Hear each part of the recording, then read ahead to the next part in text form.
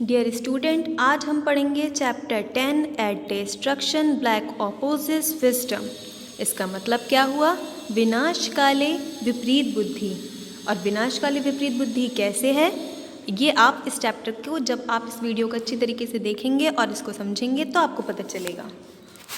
First, Duryodhan started feeling jealousy even more with the pomp of Yudhishthir yagya.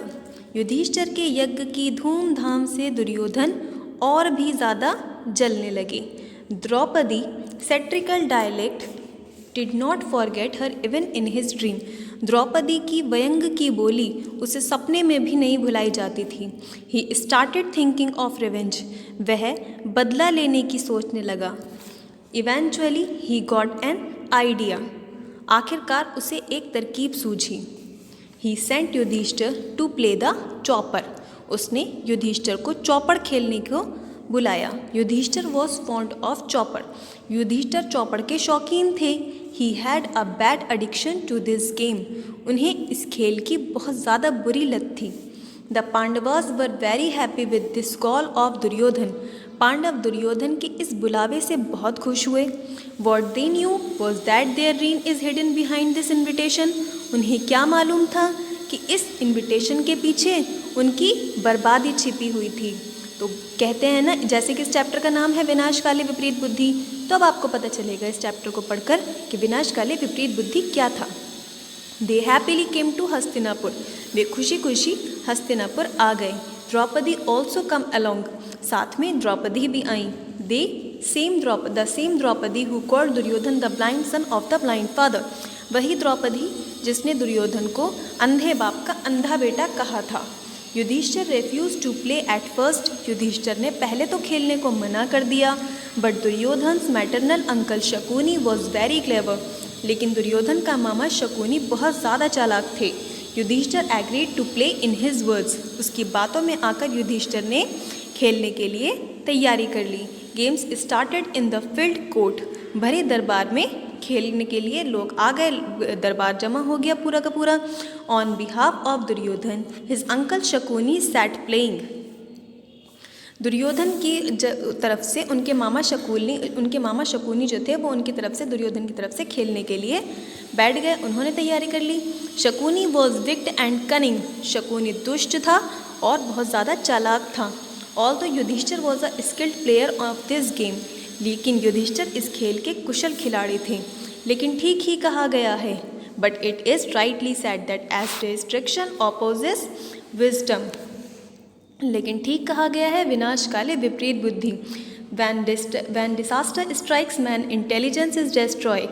Yudhishthir started losing in the game. जब विपत्ति आती है तो आदमी की बुद्धि नष्ट हो जाती है। युधिष्ठिर खेल में हारने लगे। The first jewels were lost. पहले रत्नों की बाजी लगी। Then gold and silver treasures, then charioted and horse. फिर उसके बाद सोने चांदी के खजानों की, उसके बाद रथ और घोड़ों की, एक एक करके हर चीज़ की बोली लगती चली गई। Yudhishthir lost all 3 stakes. तीनों दाव युधिष्ठिर हार गए। पहले अपने रतन हार गए, फिर अपने सोने चांदी हार गए, फिर अपने रथ और घोड़े जो थे वो सब कुछ हार गए। किसमें? चौपड़ के खेल में। Then they stake the servant.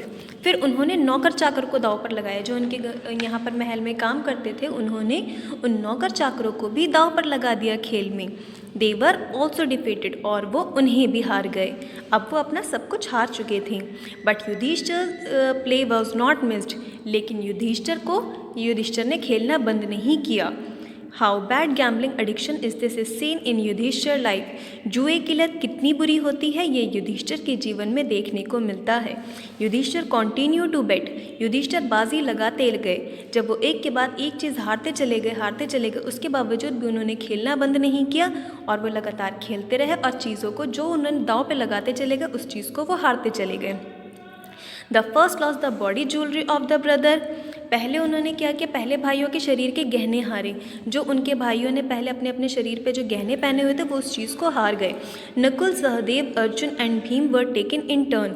Nakul, Sahdev, Arjun और भीम को बारी बारी से दाव पर लगाया। उन्होंने अपने भाइयों को भी दाव पर लगा दिया, लेकिन वो उन सब को भी हार गए। Defeated them all. But Yudhishthir did not have the desire to gamble, लेकिन युधिष्ठिर की जुआ खेलने की इच्छा अभी भरी नहीं थी। कहते थे ना, जैसे इस चैप्टर का नाम था विनाशकाली विपरीत बुद्धि, अब आपको पता चल रहा होगा ना कि विनाशकाली विपरीत बुद्धि क्या होता है। But Yudhishthir did not have the desire to gamble, वे अपने को भी दांव पर लगा बैठे थे। That dice also turn upside down due to Shakuni, Shakuni के कारण वे पासा भी उल्टा पड़ गया। युधिष्ठिर ऑल्सो लॉस्ट हिमसेल्फ, अब युधिष्ठिर अपने को भी हार चुके थे। शकुनी जो थे उन्होंने उनका जो दाव था वो उल्टा कर दिया और इसमें युधिष्ठिर जो थे वो अपने को भी हार गए। शकुनी शाउटेड हैप्पीली, शकुनी खुशी से चिल्लाए। Pandavas became slaves of Duryodhan, Pandav Duryodhan के गुलाम हो गए। वो ज़ोर ज़ोर से खुशी से चिल्लाने लगे। There was uproar in the meeting, सभा में कोलाहल मच गया।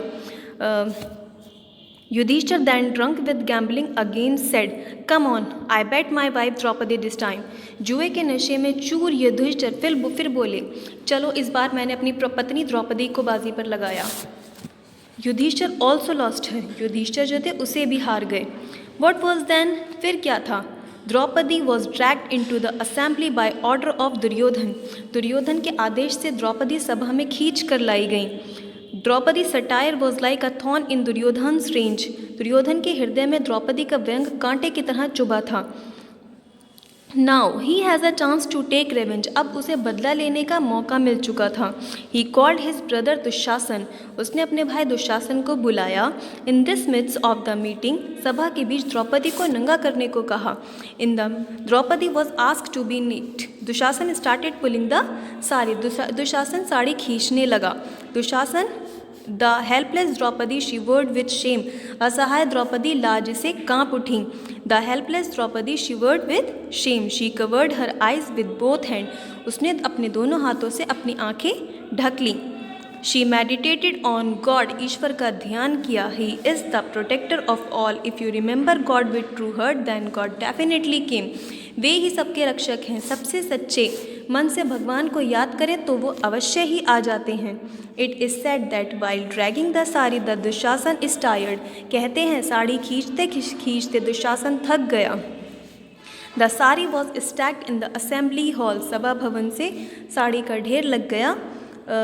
But Draupadi sari was not finish, लेकिन द्रौपदी की साड़ी समाप्त नहीं हुई। God save the honour of all, भगवान सबकी लाज रखते हैं। Finally Dhritarashtra made understand to Duryodhan एक्सटिंगाइज and send the Pandavas to Indraprastha, अंत में धृतराष्ट्र ने दुर्योधन को समझा बुझाकर पांडवों को इंद्रप्रस्थ भेज दिया। तो कहानी यहाँ पे ख़त्म। Thank you.